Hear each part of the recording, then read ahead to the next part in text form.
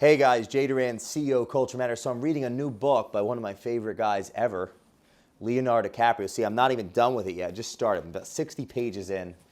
So I want to talk about excuses. I didn't know anything about this guy other than he's been in so many amazing movies. He was born in Hollywood, and his parents were kind of like, out there. They got divorced really young, and they actually lived right next to each other. And they both ended up getting with other people, remarrying, whatever. It was interesting because he literally grew up in the poorest area of Hollywood with drug addicts everywhere, like the whole nine, got beat up in school. He was a lot less pretty back then, like way back then, shorter and skinny, and he kind of grew into his looks.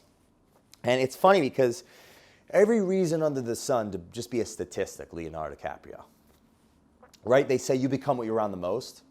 And I think about that, like they say you're the product of the 5 people you hang out with the most. Well, his dad was actually very inspiring and behind him on the acting.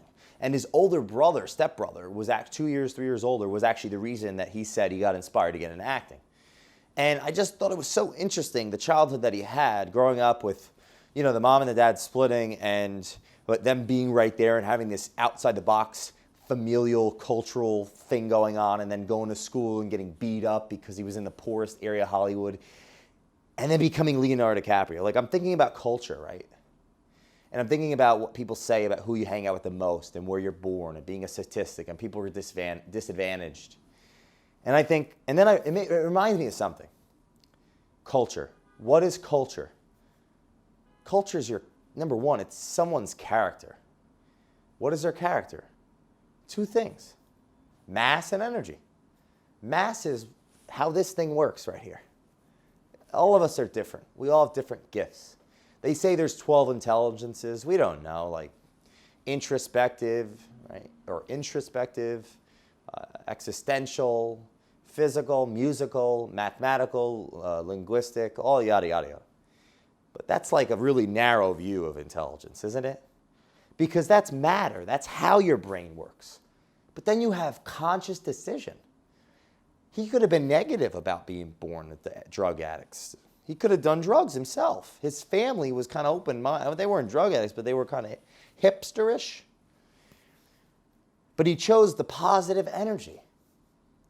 Culture is energy and mass.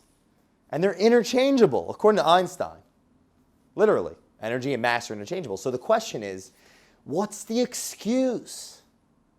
If your positive attitude can change literally your matter, what you're born with and what area you're born, does it really matter where you're born or what God gave you or whatever you want to call what deity? Whatever the universe gave you to work with, right? You think you're dumb? You think you're smart? Has someone's IQ ever correlated to what they made in the world or what they succeeded? No. It's a decision. It's a positive attitude. And the more I read biographies, there's one takeaway from this video, a tangible takeaway. You might be inspired, like, oh, Leonardo DiCaprio, I didn't know he was born in the hood, and he ended up being one of the biggest actors ever. And his parents, they weren't together. You know what the takeaway is? Read biographies. In the last week, I read about him. I read about Jack Ma. I read about like 4 different authors. Helen Keller, I read a lot of stuff about her all the time. Cleopatra.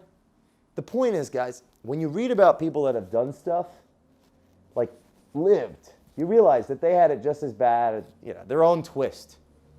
Cleopatra's uncle sodomized his niece and married her and married the wife like her mom and then chopped up his son into little pieces to piss his wife off. So if you're not thankful for today for being alive, and you want to make an excuse why you can't show up to that meeting, think about that. This is Jay Doran, CEO Culture Matters. I hope you guys aren't going to make any excuses anytime soon. You have a great day.